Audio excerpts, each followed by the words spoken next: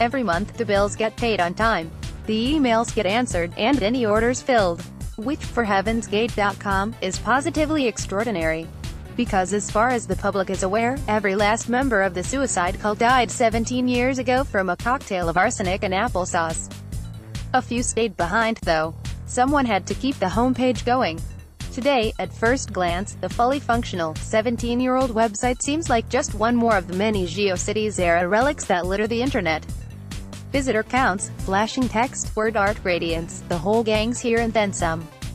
Dig a little deeper, though, and you'll find that almost every link adds yet another layer to a wildly extensive dogma, totally earnest in its interweaving of disembodied space aliens, Jesus, secret UFOs, prophets to whom aliens speak, comets coming to save us, and the suicide it takes to get there. It's not just text, though there is plenty of that. Heaven's Gate's internet remains also include hours upon hours of video recorded sometime between 1993 and 97, the year the majority of the group committed suicide in anticipation of sublimating to the spacecraft that trailed Comet Hale-Bopp.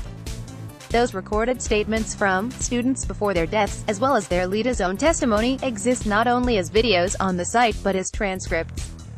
These were intended to last. And they have, thanks to the guardians of heavensgate.com. Today, only a few Heaven's Gate believers remain. Two of them sit on the other end of the website's sole contact email address, and will promptly respond to your inquiries. Which seems odd for a group whose members are all widely believed to be dead. The people who respond to heavensgate.com queries refer to themselves simply as Tella, and we. They'll answer questions if you ask. That's part of the gig, but they've wearied of the rubberneckers that have passed through ever since their fellow active members committed suicide in 1997.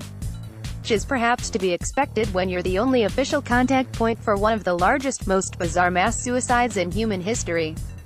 In fact, what's most surprising about the Heaven's Gate website is that for all the hundreds of pages of sermons and prophecies and transcripts held within the site and its advertised wares, the bizarre, often incoherent text really doesn't tell you all that much. And what it does tell you isn't half as interesting as the people who are doling it out. In 1972, Marshall Applewhite had a heart attack. In some bizarre permutation of the Florence Nightingale effect, he then came to the realization that he and his nurse Bonnie Nettles were very likely the two witnesses prophesied in Revelation. Bonnie agreed. The unlikely apocalyptic pair changed their names to Bo and Peep, a natural fit for two long-awaited shepherds, before ultimately adopting the monikers T, Bonnie, and Do, Marshall. You know, like the notes of a scale. The two spent the next several years spreading their message and gaining followers through in-person evangelizing, traveling around the country to give their prophetic talks. But as Robert Balch, a sociology professor at the University of Montana who infiltrated the group during the 70s, explained in his book Waiting for the Ships, even during public meetings, members insulated themselves from outsiders, T and Do in the late 70s during one of their many public presentations at college campuses. Image via Robert Balch. Contrary to our common assumptions surrounding cults and brainwashing tactics, T and Do weren't looking to keep people in the group against their will. They only wanted to associate with people who actively, adamantly wanted to be there. Balch goes on to explain. Bo and Peep were good salesmen, but people shopping for new cars routinely encounter much more pressure and manipulation. People joined the UFO cult with virtually no pressure to convert, and they enthusiastically adopted group norms even before the socialization process began. Part of this was to ensure that only true believers stayed with the group, but it was also a clever defense tactic. At least in Balch's eyes, T and Do wanted to forestall trouble as much as possible, particularly in the form of a group of family members of cultists who banded together to try to save their loved ones.